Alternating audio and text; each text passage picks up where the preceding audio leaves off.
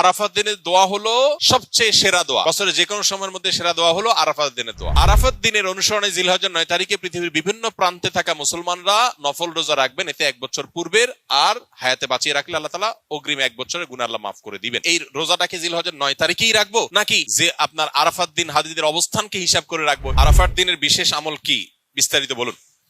আরাফাত দিনের আমল যারা আরাফায় অবস্থান করছেন তাদের জন্য একরকম, আর আরাফাত দিনে যারা আরাফায় অবস্থান করছেন না, বিশ্বব্যাপী বিভিন্ন জায়গায় আছেন, তাদের জন্য ভিন্ন রকম। যারা আরাফা অবস্থান করছেন, নবী আলাইহিস সালাম বলেছেন খায়রুদ দুআ দুআউ ইয়াউমি আরাফা। এই হাদিসের এই অংশটা যদিও আম, এখান থেকে আরাফাত দিনের দোয়াকে নবীজি বলেছেন আরাফাত দিনের দোয়া হলো সবচেয়ে সেরা দোয়া। বছরে যে কোনো সময়ের মধ্যে সেরা দোয়া হলো আরাফাত দিনের দোয়া। যদিও আরাফাতের ময়দানে হাজিদের দোয়া কবুল হয়, ফেরত দেওয়া হয় না, বহু হাদিস আছে। যেহেতু হাদিসে আরাফাতের দিনের দোয়াকে সেরা দোয়া বলা হয়েছে, আমরা যদি দূর থেকে আল্লাহর কাছে দোয়া করি, আশা করতে পারি আল্লাহর কাছে, আশা করতে অসুবিধা নেই যে আল্লাহ তাআলা দোয়া হয়তো কবুল করবেন।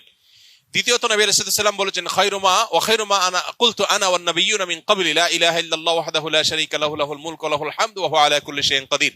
আরাফাত দিনে নবী আলাইহিস সালাম বলেছেন আমি এবং আমার পূর্বে নবী রাসূলরা যত দোয়া আল্লাহর কাছে করেছেন এর মধ্যে সবচেয়ে সেরা হলো এটা, লা ইলাহা ইল্লাল্লাহু ওয়াহদাহু লা শারীকা লাহু লাহুল মুলকু ওয়া লাহুল হামদু ওয়া হুয়া আলা কুল্লি শাইইন কাদির। এটা আমরা বিশেষ করে পাঠ করব।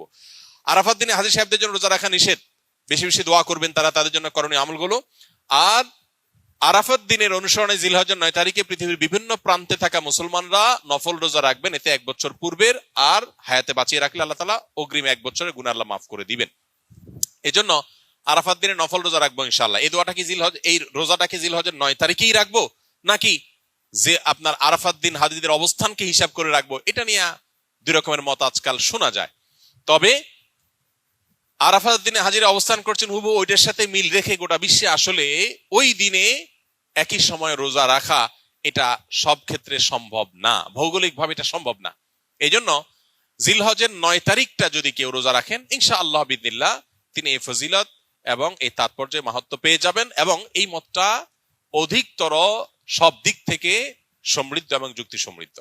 এই জন্য আমরা আরাফাত দিনে যারা আরাফাতের ময়দানে অবস্থান করছি না তারা রোজা রাখবো ইনশাআল্লাহ বেশি বেশি করে। আর জিলহজের 1 থেকে 9 তারিখ পর্যন্ত সবগুলো দিনই রোজা রাখতে পারলে আরো ভালো। তাহলে সেক্ষেত্রে ইখতিলাফ এবং মত পার্থক্যের আপনি এমনি উঠে গেলেন। সবগুলো দিনই আসলে রোজা রাখার চেষ্টা করা দরকার যদি তৌফিকে হয়।